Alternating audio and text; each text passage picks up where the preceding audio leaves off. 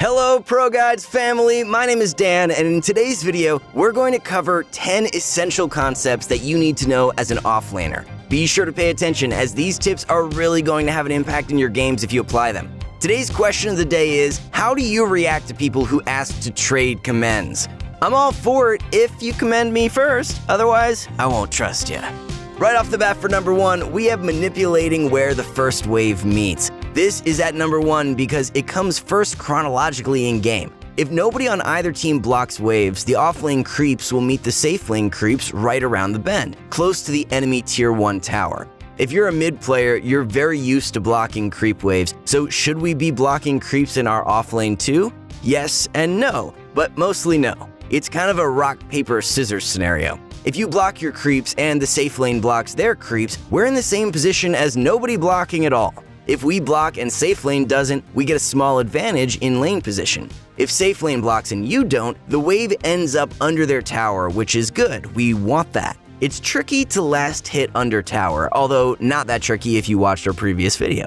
In addition, the second wave will push closer to your T1 tower, which is exactly what we want. So what's the best or most consistent option? None of these. If you want to play like a 9K pro, you can block the enemy's lane for them. After bounty runes, go between the enemy tier 1 and tier 2 and body block their wave. This works because the first wave can't even aggro players, so you're free to do this. Now your first wave will always end up under the safe lane tower. This is honestly such a dirty trick, guys. Abuse it while you can, because I wouldn't be surprised if Ice Frog patches it out like he patched out early game creep cutting. Just be wary of what heroes you're doing it against, as you can get punished for doing this. Up next is knowing your role. But Dan, what do you mean? I'm an offlaner. That's my role. That's why I clicked on this video. Well, yeah, you are, but the thing about offlane is you're usually the flexible hero who has to fill in the gaps for the rest of your draft. Historically, your role in most matches was that of the aura jockey, a tanky hero who built all these overpowered teamfight items. Things have changed, and you're no longer obligated to buy the same old boring items every game like Greaves, Pipe, Crimson, Vlad's, and maybe a Force Staff if you were feeling extra spicy. Looking at pro matches right now, you won't see as many team items on offlaners, which is really saying something if these organized professional teams aren't always building aura items. Nature's Prophet is so popular right now, and most of his builds are focused on DPS. Ask yourself, what does my team need? You're supposed to be that reliable backbone. If you're a tank and you have 2 glass cannons between mid and carry already, let's go for an old-fashioned aura jockey build. Does your draft have serious issues locking down the enemy? Get something like a Blink or Force Staff, and later on something like an Atos, Scythe, or Meteor Hammer. Did your mid go someone tempo-based that doesn't scale as much? Then you can look to build whatever damage items suit your hero. Picking to synergize with your support is third. Typically, or at least hopefully, both of your supports will pick first. Do everyone a favor by picking an offlaner who will work well with the position 4. If you have a melee 4, strongly consider a ranged 3 or at least a melee 3 that you know has strong synergy with the team. Of course, if you have a ranged 4, pick a melee 3. Also, because the enemy support's picked first, you should have a good idea what support you're up against in lane. If we see the oh-so-common Jakiro, then there is more merit to picking someone like Legion Commander who can purge Jakiro's spells with Press the Attack. If the position 4 picked a roamer and indicates that they indeed plan to roam a lot, we should pick someone who is resilient and self-sustaining, at least as much as you can be in a 1v2 matchup.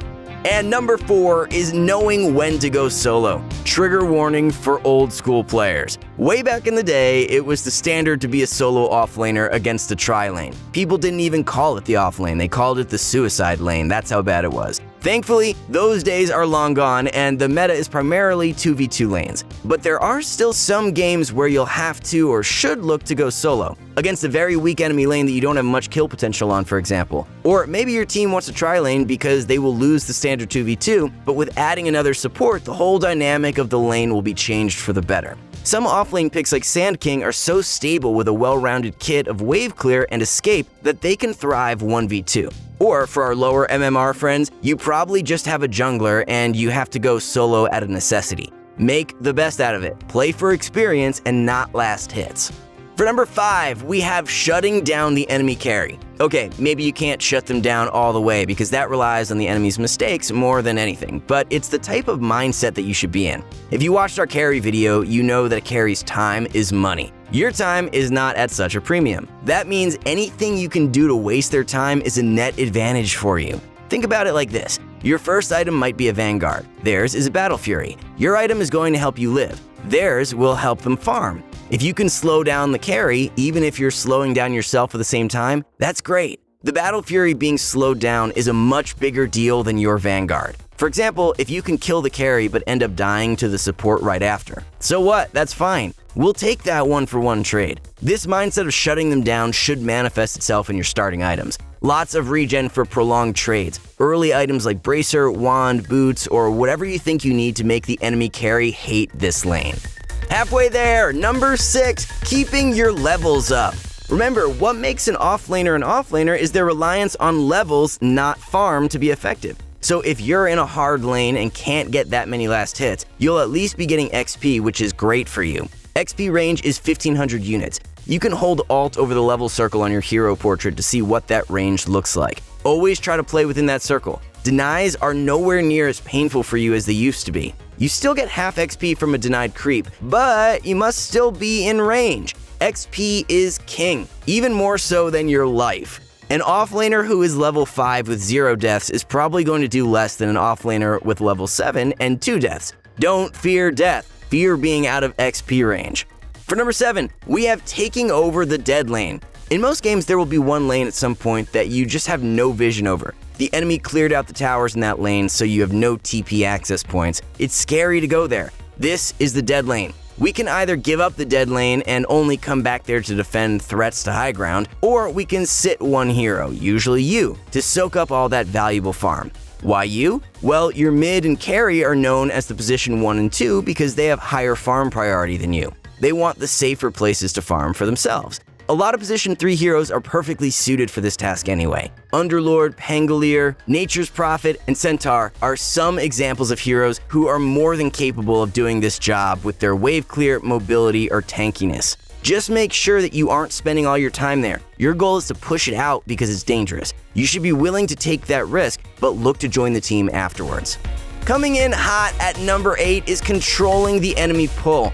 The small camp in the safe lane is why this lane is considered safe, as it's pretty easy to get pulls off from there. If the enemy has a smart support who you allow to freely stack and pull, don't be surprised when the carry is level 6 and you're 4. The old school method you might default to if you've been playing for a while is simply placing a ward in the spawn box, which you can see highlighted yellow by holding Alt, so that the jungle camp does not spawn. Pros don't always do this. Nowadays, it's just too easy to deward it, and players have gotten more aware of it. Even a low-ranked support might catch on right away and deward it. Instead, you can place an observer around but not in the camp. Know when the support pulls and go over to contest it. If you're quick, you'll claim not only the wave, but the small camp to farm for yourself too. If the carry comes to fight you, you might have to back off, but that's still a win. They missed out on last hits in order to contest you. Another less-known trick is that you can actually ask your support to go and block the camp for you with their body. 9 is the sequel to number 8, and can you guess what it is? If you guess spam pinging your mid for dying while you're getting tri-laned against, you're wrong. Don't be that guy. It's utilizing your side pull. The side pull is the big camp closest to the offlane tier 1. The timing for pulling this camp is just after your creep wave passes the tier 1. So right as the first melee creep passes your tower, around 20 or 50 seconds of any minute, hit the camp and walk towards your wave. Cutting just one tree with a tango or quelling blade can make this easier. You can stack this camp at any time ending in 55 seconds. Just hit the camp and walk out to stack. This stacked hard camp really shreds your creep wave and will ensure your opponents never see that gold and XP again. Pro safe laners consider this so disastrous that sometimes they block it to prevent this from happening. In which case, you'll need your own sentry to unblock it and side pull. Work together with your lane partner to try and protect the side pull because you will be contesting and you don't want the enemy to last hit the jungle creeps. Use your nukes to secure the big creeps if needed. This is so crucial because a lot of top offlaners have skills that naturally push the wave, so regaining lane positioning with a timely side pull is super game winning. Finally, we have number 10, dealing with a push. If you've had a hard lane and the enemy carry has tower damage, they will probably try to take your tower. we have quite a few options to deal with a push depending on how early it is happening. If it's very early on and there's no siege creep, just take the creep aggro and drag it away from the tower. If you had to retreat jungle and the enemy thinks that means they can push your tower, show them they are mistaken and come back to lane. If it's a little bit later, like 10 minutes, and they're knocking out your door with a siege creep, decide what your plan of action is and ask for help if needed. A timely TP from your mid in the fog of war often results in a successful defense. A teammate TPing on an aggressive push will defend your tower and can even be turned into a counter push. Just make sure you as the offlaner are playing to catch the enemies so they can't just walk away from your team who will be further away. And with that, we conclude our list of best tips for offlaners. We really hope you learned something new from this one, guys. Be sure to drop a like, comment, and subscribe to be notified of our next uploads. Thank you so much for watching, everyone. Have a good rest of your day.